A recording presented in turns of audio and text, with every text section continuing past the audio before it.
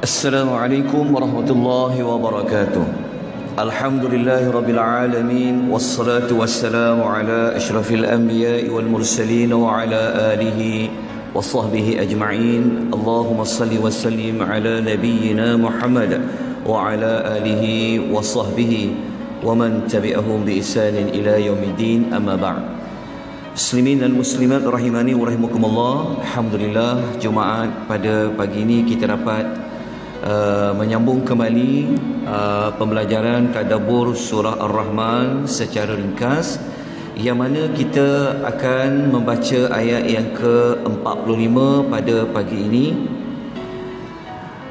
Ayat yang ke-45 ini, tuan-tuan dan puan-puan, adalah merupakan perintah Allah tentang syukur, yang merupakan perintah yang ke-15. A'udzu billahi minasy syaithanir rajim.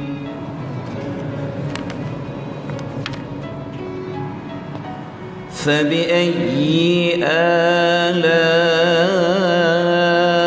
rabbikuma tukadziban.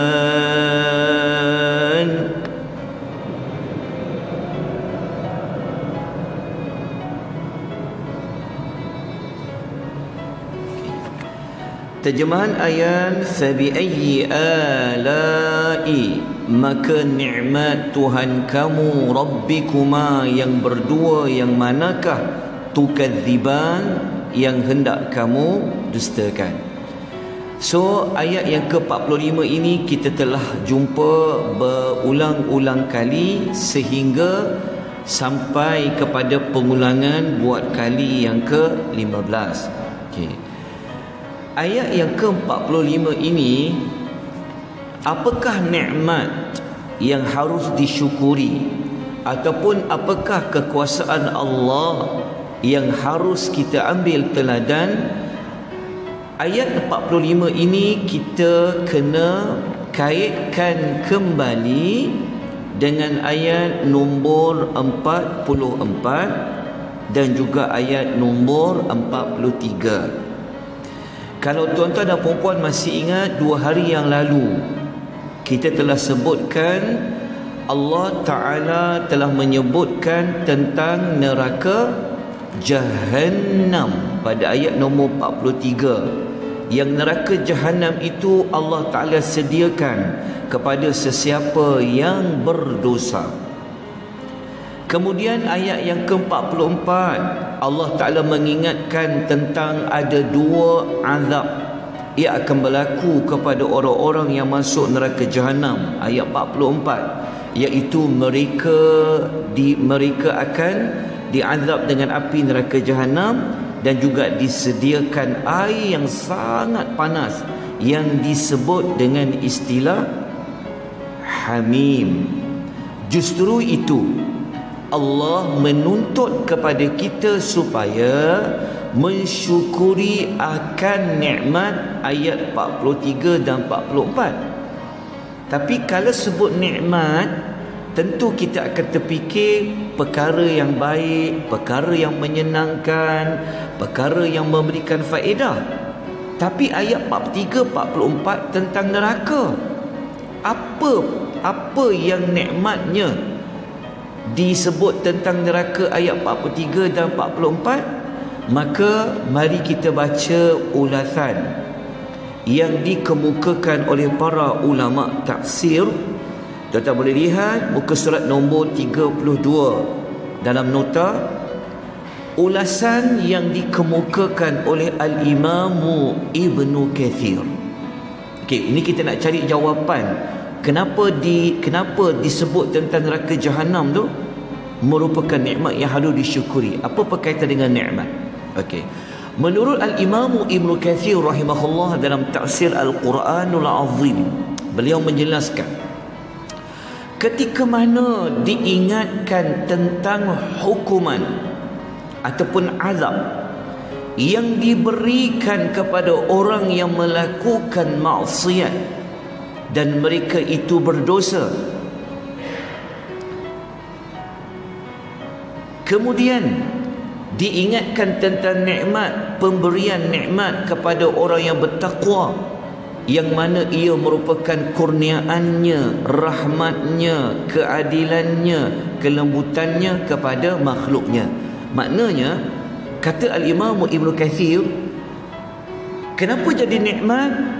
Sebenarnya ayat pasal neraka tu menjadi nikmat apa?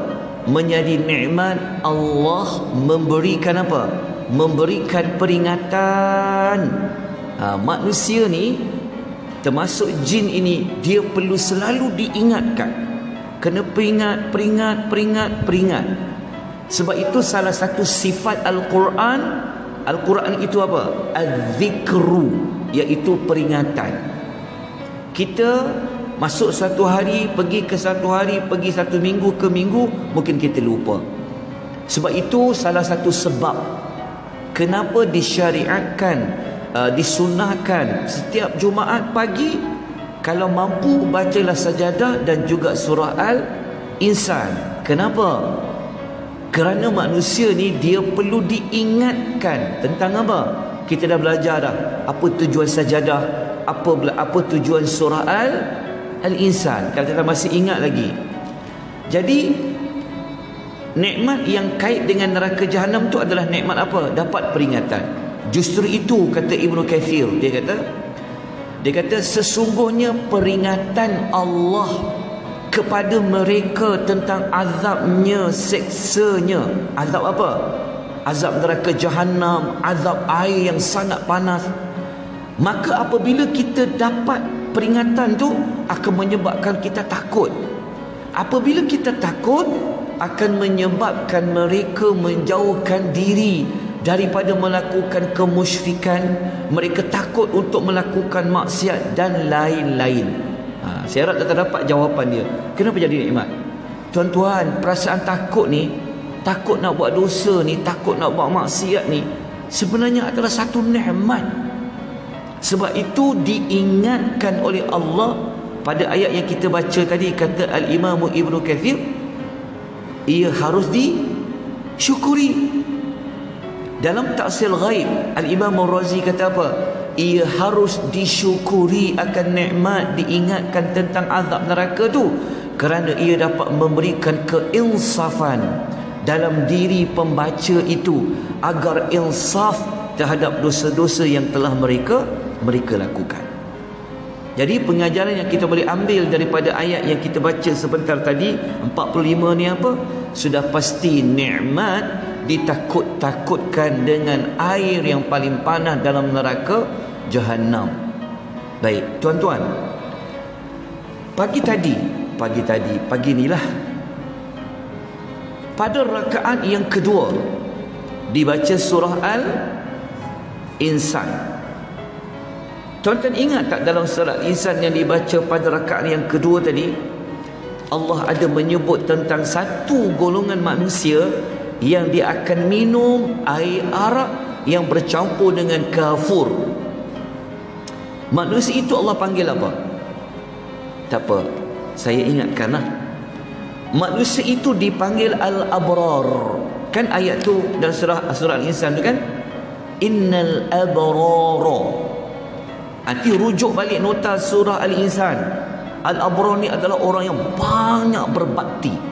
Tuan-tuan tahu tak kenapa mereka dapat minum air, salah satu mata air namanya kafur dicampur dengan kaksin, iaitu arak? Kalau tuan-tuan baca antara sifat mereka apa tahu? Allah mengatakan pada ayat 7 tu, Allah kata apa? Yufuna bin nadhri wa yakhafuna yawman kana syarruhu mustatira. Mereka ini bukan sekadar menunai janji, tetapi mereka takut akan satu hari itu yang ada azab Allah merata-rata. Faham tak? Mereka yang Al-Abrar ni, mereka sanggup buat bakti, buat amal ni. Kenapa mereka boleh buat amal dekat dunia? Kerana ketika di dunia mereka selalu duk ingat nanti di hari akhirat azab Allah ni kiri kanan depan belakang semuanya ada azab. Ingat lagi ayat dia?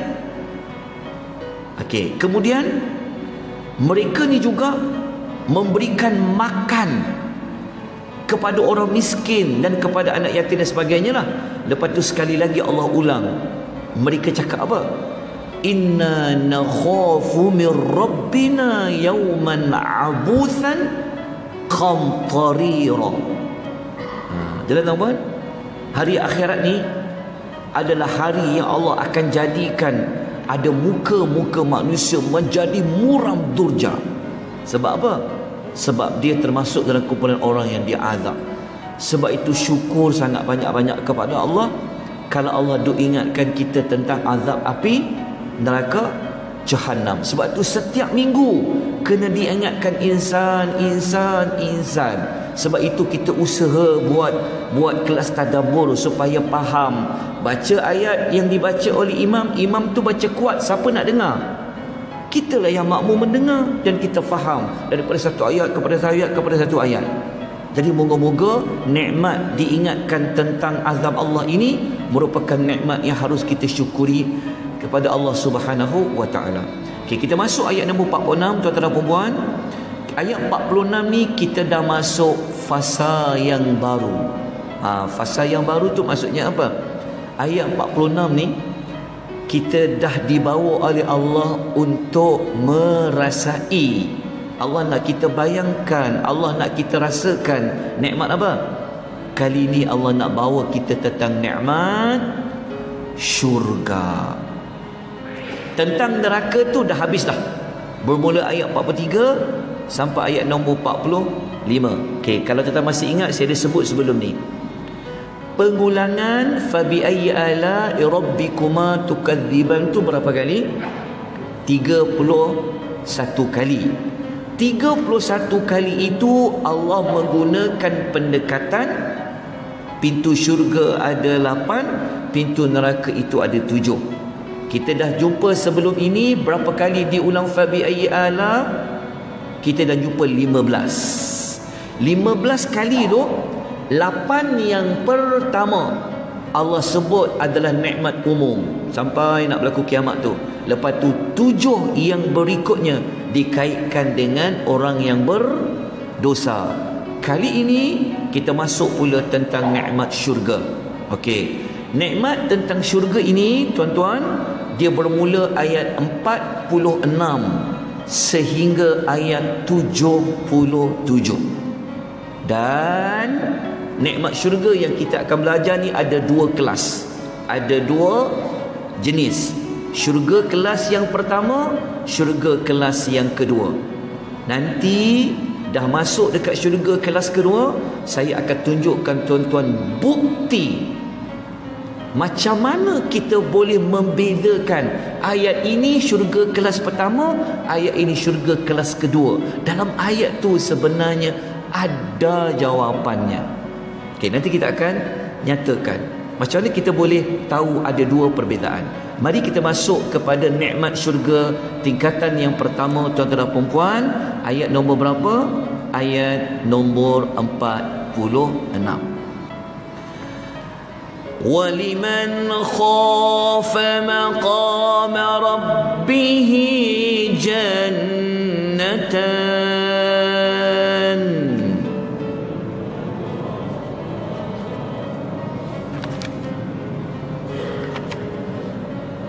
Okay. Maksud ayat ini terjemahannya ialah waliman. Okey, waliman kita boleh tengok ya dekat muka surat nombor 33 dalam nota tu. Waliman dan sesiapa khafa yang sentiasa takut maqam rabbih waktu dia nak menghadap Tuhannya. Okey, menghadap Tuhannya maksudnya bila? Kiamat.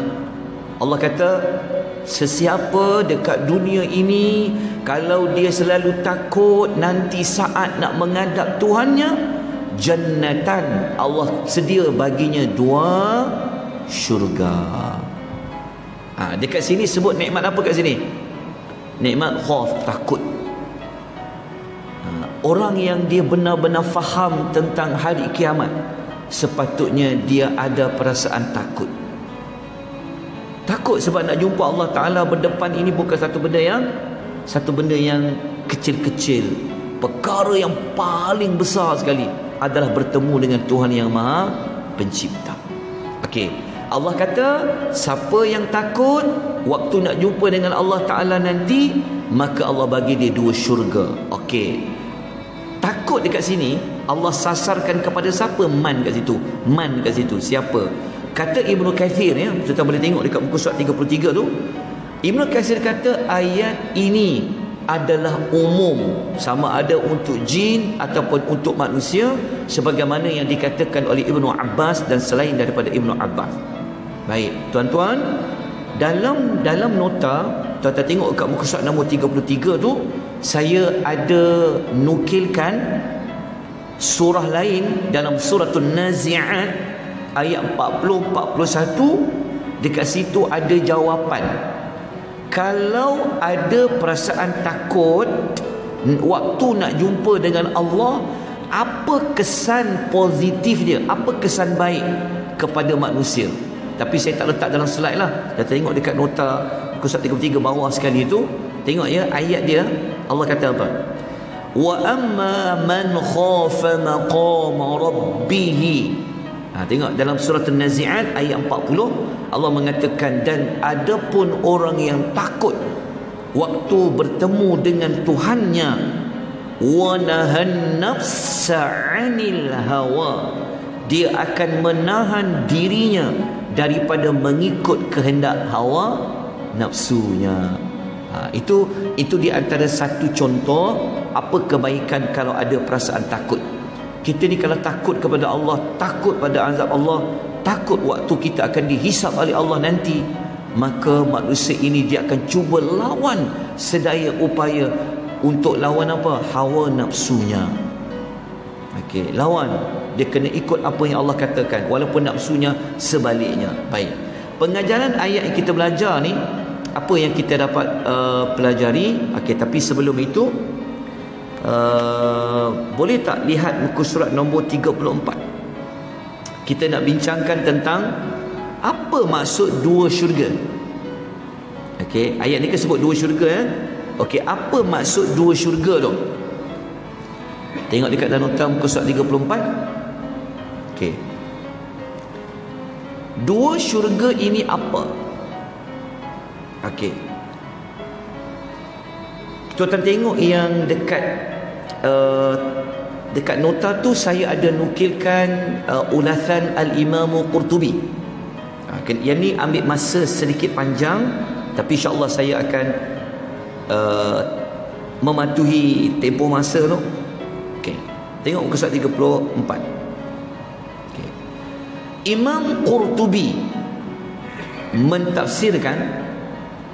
Imam Qurtubi ni dia ada satu kitab tafsir. Tuan-tuan tahu kitab tafsir itu kita pernah tunjukkan gambarnya, namanya Al-Jami' li Ahkamil Quran. Dalam kitab tafsir dia tu, dia ada kemukakan beberapa pandangan. Apa maksud 2 syurga tu? Okay.